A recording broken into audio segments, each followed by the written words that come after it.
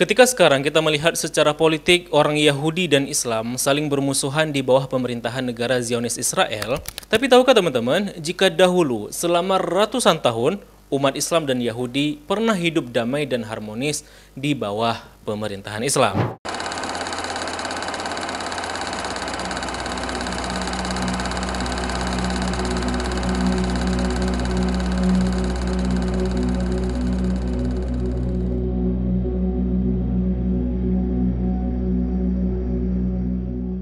Minggu ini pemerintahan Israel menyatakan perang dengan Hamas dan melancarkan pengumpulan dan boikot penuh setelah sebelumnya militansi Hamas secara mengejutkan bisa menembus pertahanan Israel yang katanya tidak pernah tidur selama 24 jam. Ini tentu jadi hal yang memalukan khususnya bagi intelijen Israel. Karena bisa-bisanya mereka yang memiliki teknologi canggih kecolongan oleh pasukan militan dengan teknologi sederhana. Namun klaim konspirasi teman-teman menyatakan bahwa bisa jadi intelijen Israel itu sudah mengetahui rencana Hamas. Namun dengan sengaja mereka membiarkan dan menjadikan tentaranya sebagai tumbal agar bisa menjadi alasan untuk menarik simpati dunia bahwa mereka yang terzalimi. Dan dengan itu mereka harus disupport dan dimaklumi jika mereka harus membombardir Gaza. Selain itu teman-teman, semenjak kemarin netizen juga saling berdebat antara yang pro-Zionis Israel seperti kaum Kristen Zionis yang biasanya suka menggunakan bendera Israel dan jamaahnya Abu Janda dengan yang kontra Israel. Misalkan teman-teman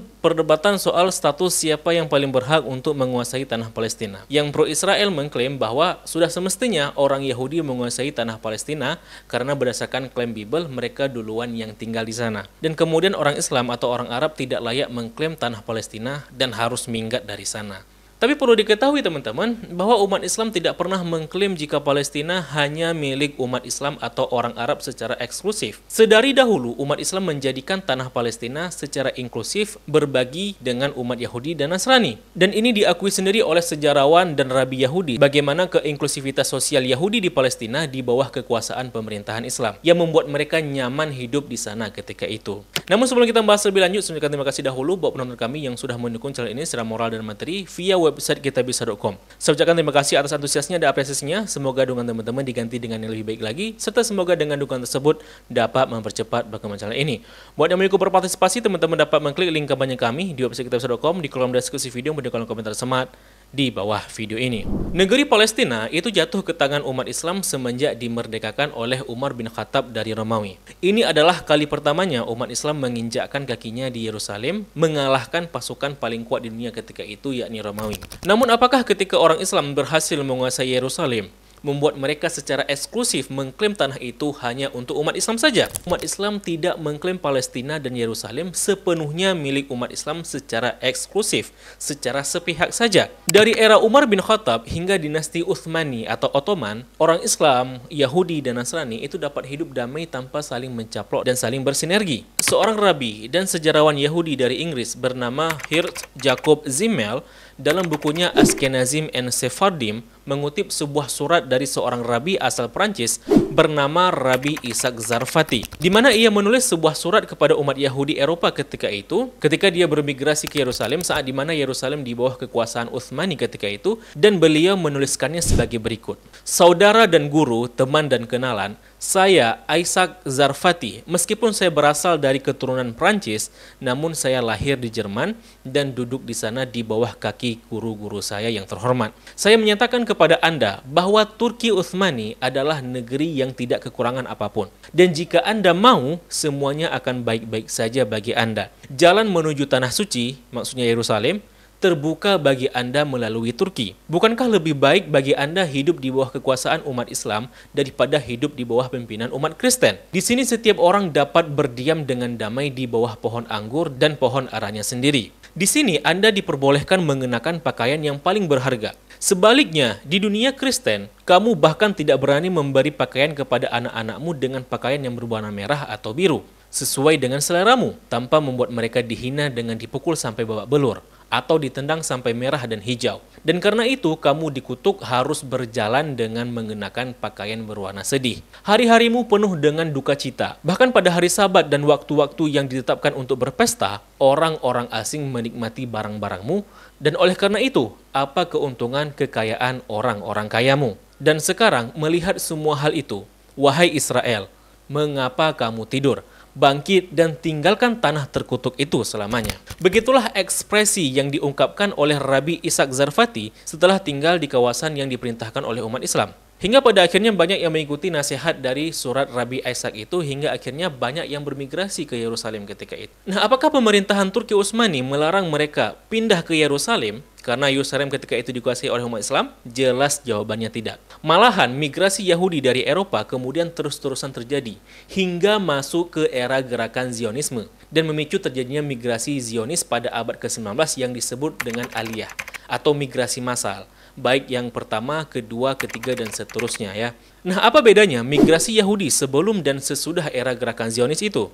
Nah, teman-teman, migrasi Yahudi sebelum era Zionis itu disebut Yisuf. Umumnya tidak bermotif politik. Mereka itu bermigrasi ke Yerusalem karena untuk menyelamatkan diri dari inkuisisi di Eropa. Dan karena kehidupan Yerusalem di bawah pemerintahan Ottoman cenderung kondusif, maka mereka mengajak Yahudi Eropa yang ada di Eropa gitu untuk migrasi ke Yerusalem. Sedangkan migrasi ala Zionis yang disebut Aliyah, baik Aliyah yang pertama dan Aliyah yang kedua dan seterusnya, itu bermotif politik dengan tujuan untuk mendirikan negara sekuler Israel dengan dalih ingin menyelamatkan kaum Yahudi dari persekusi baik pogrom Rusia, Holocaust Nazi, dan lain sebagainya di Eropa. Nah, migrasi Zionis inilah nanti yang membuat ketegangan antara kaum Yahudi yang bermigrasi sebelum itu, yakni para Yusuf tadi itu, dengan orang migrasi Zionis atau para Aliyah itu, para imigran Zionis. Bahkan sisa-sisa konflik mereka itu masih kerasa hingga sekarang, yang membuat Yahudi itu terpecah antara kaum pro-Zionis dan kaum anti-Zionis.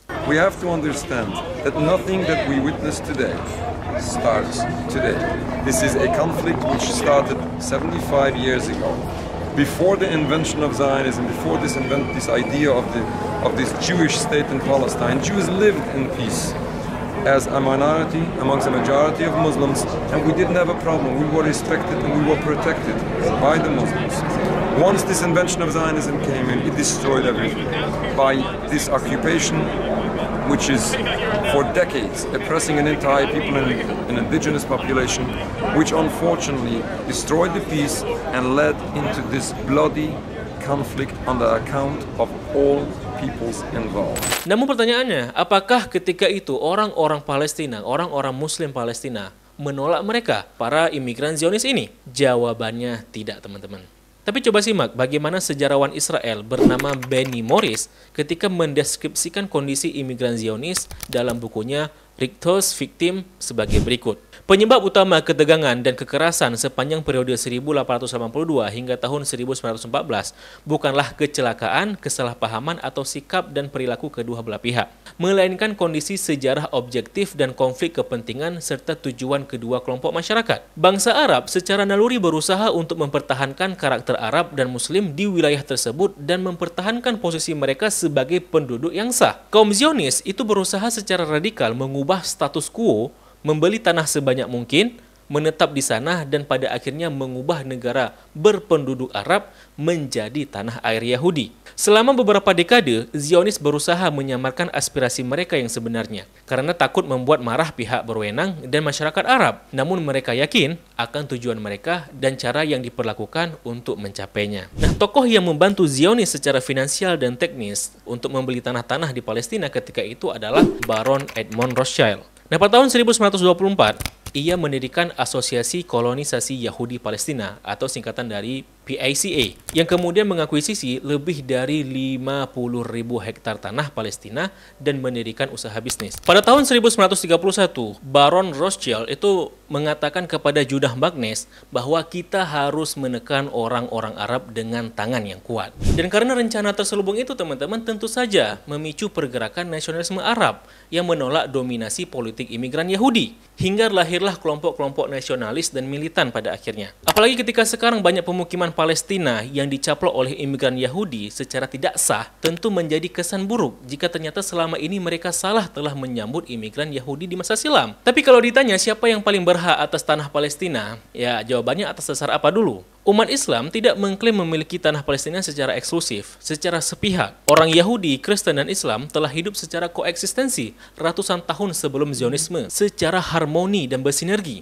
dan bahkan menyambut para imigran untuk tinggal bersama mereka di sana. Nah, kalau legitimasinya bahwa tanah Palestina sudah duluan ditinggali orang Yahudi sebelum peristiwa pembuangan, faktanya tanah Palestina sebelum dikuasai oleh Yahudi sudah dahulu dikuasai oleh orang Mesir, oleh pemerintahan Mesir. Bangsa Israel dan bangsa Arab sebenarnya sama-sama kaum yang menduduki tanah Palestina. Dan itu hanya sekedar fenomena politik, dinamika politik seperti itu. Nah, kalau klaim legitimasinya atas dasar klaim Alkitabiah bahwa dahulu pernah berdiri kerajaan Yahudi di sana, yakni Istana David dan Solomon, setidaknya dua profesor arkeologis Israel, yakni Profesor Z.F. Herzog dan Israel Finkelstein, setelah penelitian arkeologis mereka mengklaim bahwa tidak pernah ada yang namanya Istana Yahudi, yakni Istana David dan Solomon seperti yang diceritakan dalam Bible. Dan pun kalau ada teman-teman, klaim teologis tidak bisa dijadikan legitimasi dalam urusan politik. Ya kalau gitu, kita bisa-bisa saja menggunakan klaim teologis kita untuk membantahnya kan gitu. Tapi setidaknya teman-teman, Yahudi itu hanya 820-an tahun saja menguasai tanah Palestina sampai saat ini. Faktanya teman-teman, umat Islam sudah 1193 tahun menguasai tanah Palestina. Dan kalau klaim legitimasinya berdasarkan klaim teologis bahwa Tuhan telah menjanjikan tanah itu kepada suatu kaum, yakni kaum Yahudi, lalu kenapa kaum lain tidak bisa menggunakan klaim teologisnya, klaim agamanya juga untuk mengklaim balik tanah itu kan gitu. Dan fakta menariknya teman-teman, ini fakta seru-seruan aja gitu ya, khususnya dalam konteks klaim teologis.